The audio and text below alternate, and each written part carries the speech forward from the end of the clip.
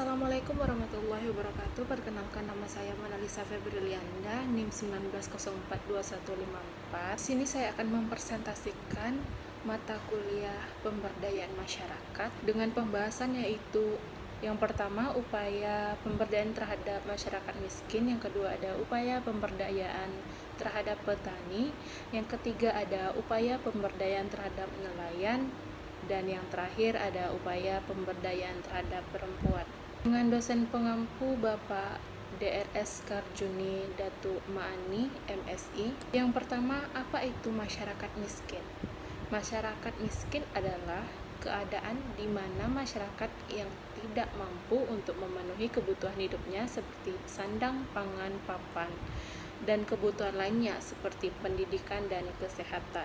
Selanjutnya ada upaya pemberdayaan masyarakat miskin. Upaya dan cara yang dapat dilakukan untuk mengatasi serta mengurangi kemiskinan yaitu pertama ada mengelola sumber daya alam yang ada di Indonesia dengan sebaik mungkin, kedua ada meningkatkan kualitas mutu sumber daya manusia, ketiga membuka peluang investasi, keempat meningkatkan ilmu pengetahuan dan teknologi, kelima memajukan pariwisata serta keadaan sosial dan budaya, keenam memperlebar dan menambah jumlah pengusaha, baik pengusaha kecil maupun pengusaha besar, ketujuh membeli segala produk asli dalam negeri, kedelapan mengurangi impor dan memperbanyak ekspor, sembilan memperbaiki infrastruktur sebagai sarana penghubung perekonomian, dan yang terakhir ada mendirikan balai latihan kerja untuk masyarakat.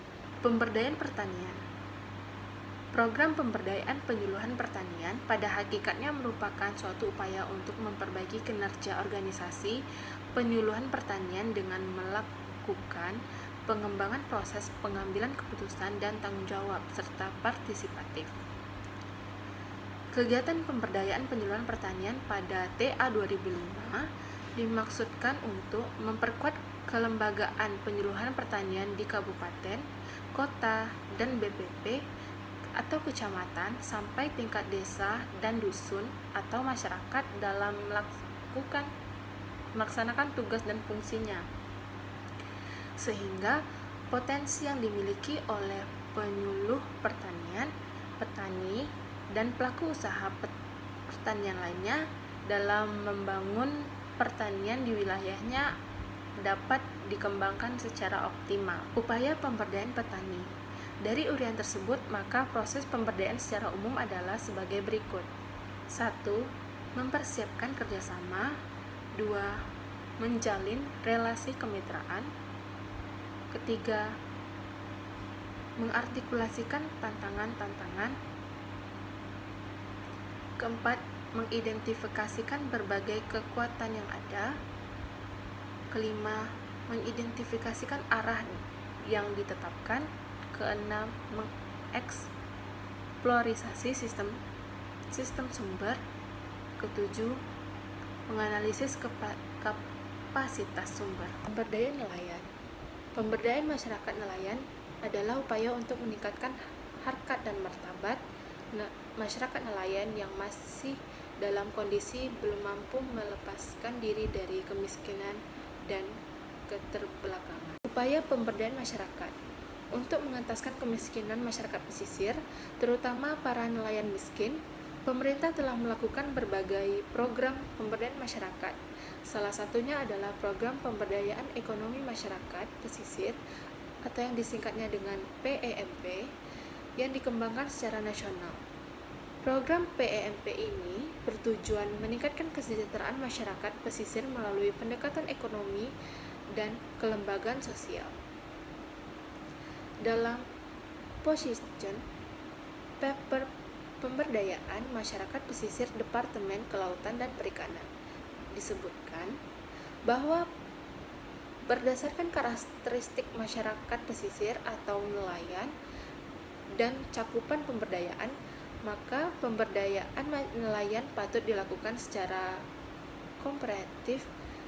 Konten ini sering tayang di kompasnia.com yang judul Strategi Pemberdayaan Nelayan Miskin. Upaya pemberdayaan perempuan.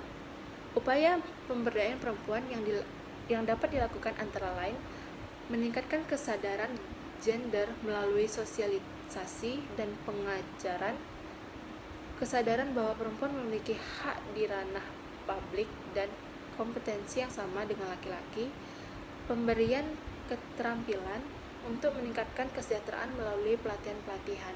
Strategi pemberdayaan perempuan. Pertama, membongkar mitos kaum perempuan sebagai pelengkap dalam rumah tangga. Kedua, memberi beragam keterampilan bagi kaum perempuan. Ketiga, memberikan kesempatan seluas-luasnya terhadap kaum perempuan untuk bisa mengikuti atau menempuh pendidikan seluas mungkin. Pentingnya pemberdayaan perempuan. Pemberdayaan perempuan penting dilakukan untuk terus meningkatkan kapasitas dari kaum perempuan agar dapat memiliki kepercayaan diri sehingga kaum perempuan dapat ikut berpartisipasi serta berpikiran dalam semua lain pembangunan di Indonesia, termasuk dalam pembangunan lingkungan hidup. Sekian presentasi dari saya.